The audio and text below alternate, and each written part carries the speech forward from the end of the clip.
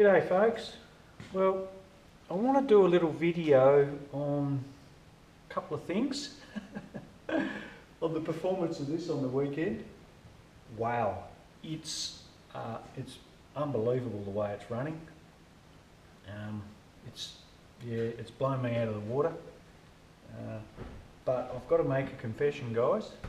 It's me. I'm not that good a driver, you know. I can drive, but I seem to have fallen into a stagnant state at the minute. I sort of can't push myself to go any harder. That little PB I ended up doing half a second of it. I ended up having to, ended up doing a PB because there was other cars around and they were sort of pushing me along, and the little Datsun that was behind me was creeping right up on me under brakes, and sort of he did push me. And that's what it takes. I can't sort of drive that hard when I'm on my own, and even when I'm being pushed, I'm sort of holding back all the time. So to me, that's probably a good thing. But it's as far as sort of moving on with my times, you know, I'm really struggling. I'm doing all this work to the car and improving it, but it's not really showing. So I don't know. Maybe I'm getting a little bit old and mindful of I don't want to crash the thing. I don't want to sort of bend it. You know, the crazy thing is when I'm going around the sweeper, I pull right out of it and I get a little bit. I get these scenarios running around in my head that the back wheel's going to fall off and spear me off the track, and I just get these weird thoughts go through my mind, and I don't know. It's not easy. It's really not that easy. So yeah, I'm struggling in that sense, how to drive. And then even trying to take a line, I've noticed in the video afterwards, my lines aren't real good, and my braking's way too early, and yeah, and I'd always blame the tyres. Actually, the tyres aren't too bad when it comes to braking. I've actually never locked the front up. There's no understeer, and it's actually quite planted. Obviously it spins when you put the foot into it, but everywhere else it's not too bad. So I've come down. Sorry guys, it's me. I'm just got to a point where I can't sort of push myself, and it's going to be a long process. It's going to take me years. I really wanted to get in under a minute down at the track, and it ain't going to happen. I reckon it's going to take me years to do it, and I don't really want to put pressure on myself to do that. So I'm sorry for that. I'm doing the best I can, and I sort of, I'm just a little half a second, yes, but geez, I was hoping to get maybe a second, maybe even two, you know.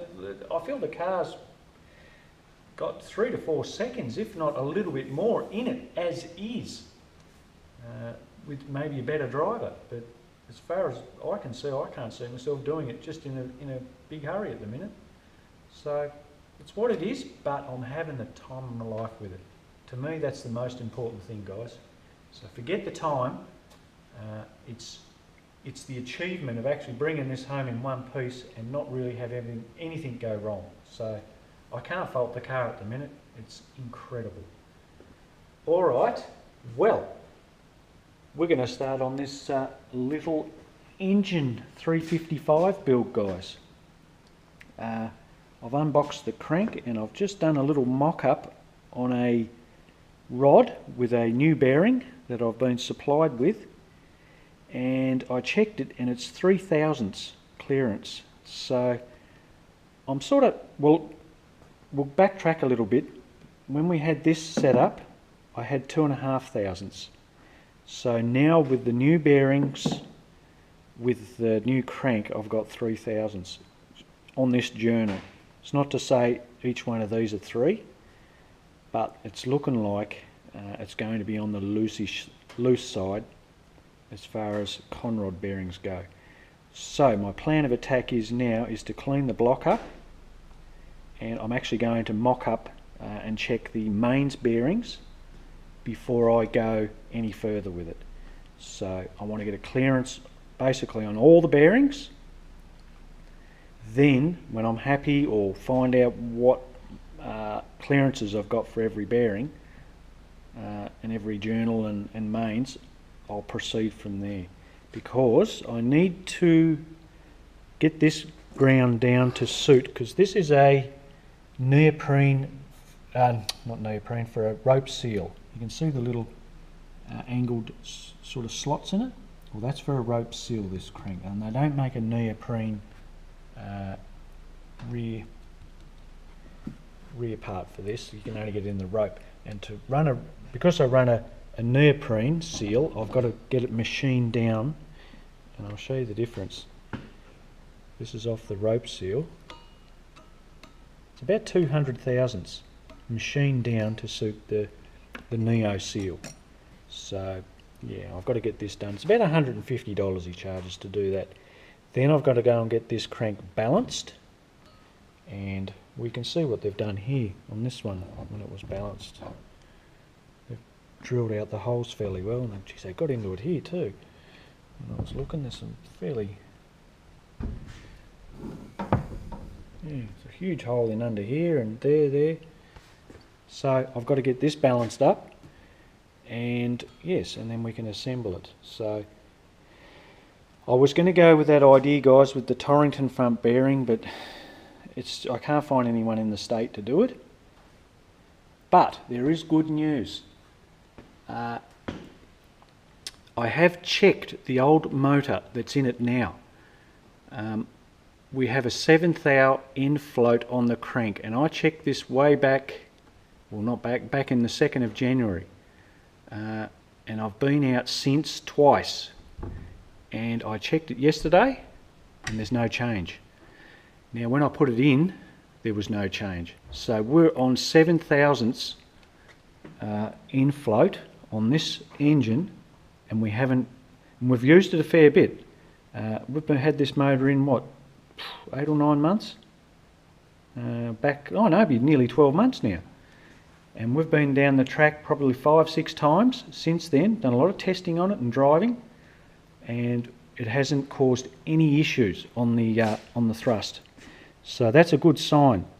So when I go to put this one together now, I'm very confident that we're not going to destroy the thrust. Look at that one there, guys. Let's see if you can see it. Look how burnt up that one is out of the one before. We ended up with about 80 thousandths. It was crazy. Nearly 2 mil of clear of walk. So that's ridiculous. So having said that, I'm actually going to run bigger cooler lines, and I did say that in other videos. So we'll dive into that one in the coming months, and we're going to really port out all the fittings out of the transmission. We're going to really open the transmission line up so we get incredible flow, so we're not getting any excessive thrust, and that's what the cause of the problem was before. I was running too much, the lines were too small, too much restriction, and we were just getting crazy line pressure, and it was just excessive thrust on the back of the engine, you know, pushing forward and wrecking everything. So if I can solve the problem of excessive thrust, what I'm saying is we won't need a thrust bearing. So that took a lot to nut out that, guys, and learn and find that all out. And now I'm confident that I can prepare this 355 back again, and we'll go from there. Alright guys, well the next video will be when I'll show you once I get all this sort of mocked up in the block, and we'll check all the clearances again, or for certain on all of it, and make sure we're good to go, and then I can send it in and get this prepped up. Alright folks, well there's plenty more to come. A little update on the Hilux video too, guys. Oh, Hilux build. I've got the Sun. I said to my boy, I said, look, you've got to save up for an adapter, clutch, and the whole clutch assembly. It's around it's going to cost him around between 15 to 1800 bucks for the whole setup.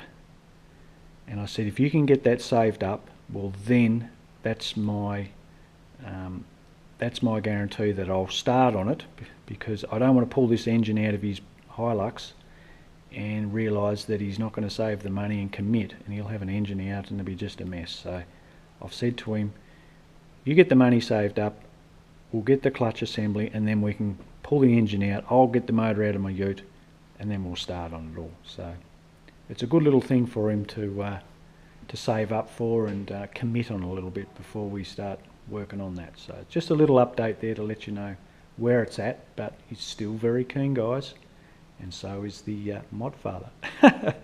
All right, folks, well, I'll put one up soon. Catch you later.